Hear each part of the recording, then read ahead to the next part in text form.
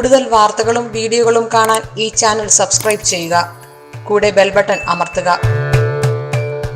എല്ലാവർക്കും എൻ്റെ വിനീതമായ നമസ്കാരം. എൻ്റെ ഇന്നത്തെ വിഷയം, എത്ര വലിയ കൈവിഷവും നമുക്ക് സ്വയം മാറ്റാം. കാരണം പലർക്കും ഇന്ന് കൈവിഷം ഏറ്റി അതിൻ്റെ ദുരിതങ്ങൾ അനുഭവിക്കുന്ന ആൾക്കാരുണ്ട്. പലരും എന്നെ വിളിക്കാറുണ്ട്, കൈവിഷത്തിന് എന്താണ് പരിഹാരം, ഞങ്ങൾക്ക് കൈവിഷം ഏറ്റതായിട്ട് തോന്നുന്നുണ്ട്, അതിൻ്റെ ചില ലക്ഷണങ്ങൾ അവർ പറയുമ്പോൾ നമ്മൾക്കത് മനസ്സിലാവും. അല്ലെങ്കിൽ എന്തെങ്കിലും ബുദ്ധിമുട്ടുകളും ദുരിതങ്ങളൊക്കെ ഉണ്ടെങ്കിൽ ജ്യോത്സ്യന്മാരുടെ അടുത്ത് ചെന്നാൽ നല്ലൊരു ജ്യോത്സ്യനെ അത് നിങ്ങൾക്ക് പറഞ്ഞു തരാൻ പറ്റും. ഈ കൈവിഷം ഏറ്റിട്ടുണ്ടെങ്കിൽ അദ്ദേഹം അത് പറഞ്ഞു തരും, കൈവിഷത്തിൻ്റെ. അപ്പോൾ അങ്ങനെയുള്ള ആ കൈവിഷം ഏറ്റവർക്ക് വേണ്ടിയുള്ള ഒരു പരിഹാരമാണ് ഞാൻ പറയാൻ പോകുന്നത്. പിന്നെ കൈവിഷം ഏറ്റതായിട്ട് പലർക്കും ആദ്യമൊന്നും മനസ്സിലാവില്ല. അത് കുറച്ച് കഴിയുമ്പോഴാണ് അതിൻ്റെ പ്രവർത്തനം തുടങ്ങുള്ളൂ.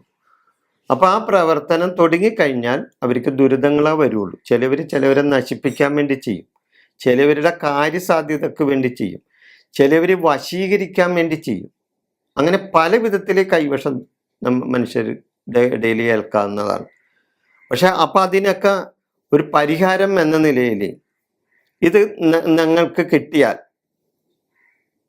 ഈ കൈവിഷം ഏറ്റെന്ന് നിങ്ങൾക്ക് തോന്നിയാൽ നിങ്ങൾ ചെയ്യേണ്ട കാര്യം വൈദ്യശാലയിൽ ചെന്നിട്ട്, അതായത് വൈദ്യശാല, നല്ല പേരുള്ള വൈദ്യശാലകൾ ഇന്ന് ഒരുപാട് പേരുണ്ടല്ലോ.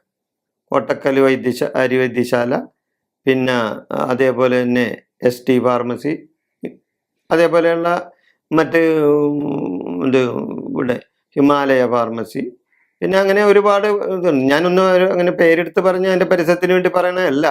എന്നാലും കൂടുതലും ആൾക്കാർ ഈ കോട്ടക്കൽ ആര്യ വൈദ്യശാലയിലാണ് ചെന്ന് ഈ പഞ്ചഗവ്യം മേടിക്കും. അപ്പം നിങ്ങൾ ഈ വൈദ്യശാലയിൽ ചെന്നിട്ട് പഞ്ചഗവ്യം മേടിക്കണം. പഞ്ചഗവ്യം എന്താണെന്ന് നിങ്ങൾക്ക് പലർക്കും അറിയാം, പഞ്ചഗവ്യം എന്താണ്.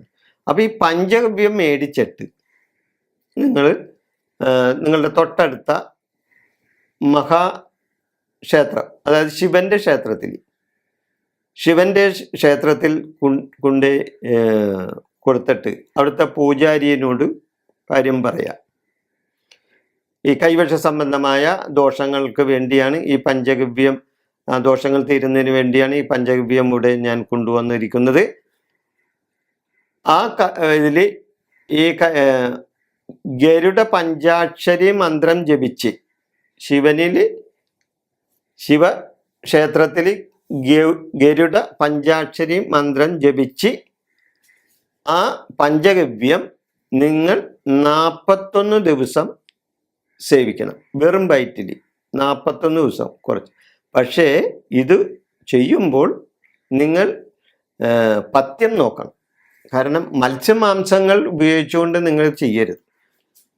അതിന് കൃത്യമായി നിങ്ങളത് പരിപാലിക്കണം. അങ്ങനെ പരിപാലിക്കാൻ തയ്യാറുള്ളവർ മാത്രമേ ഇത് ചെയ്യാൻ പാടുള്ളൂ. കാരണം അല്ലെങ്കിൽ നിങ്ങൾക്ക് തെറ്റായ വിധത്തിൽ അത് നെഗറ്റീവ് എനർജി കിട്ടും, അത് കൂടുതൽ ദോഷത്തിലേക്ക് പോകും. അപ്പോൾ അതുകൊണ്ട് ഗരുഡ പഞ്ചാക്ഷരി മന്ത്രം ജപിച്ച് ഈ പഞ്ചഗവ്യം നിങ്ങൾ ദിവസം 41 ദിവസം രാവിലെ കുറച്ച് കഴിച്ചാൽ നിങ്ങളുടെ ആ കൈവിഷബാധ നിങ്ങളിൽ നിന്ന് അലിഞ്ഞ് ഇല്ലാതാവും. അങ്ങനെ അതേപോലെ തന്നെ നീലകണ്ഠമൂർത്തി മന്ത്രം ജപിച്ചും പഞ്ചഗവ്യം സേവിക്കാം.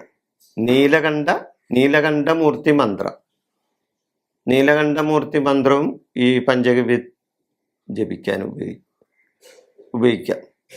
അപ്പൊ ഇങ്ങനെ 2 വിധത്തിൽ, ഒന്ന് ഗരുഡ പഞ്ചാക്ഷരി മന്ത്രവും അല്ലെങ്കിൽ നീലകണ്ഠമൂർത്തി മന്ത്രവും ജപിച്ച് കിട്ടുന്ന ആ പഞ്ചഗവ്യം നിങ്ങൾ സേവിച്ചാൽ നന്നായിരിക്കും.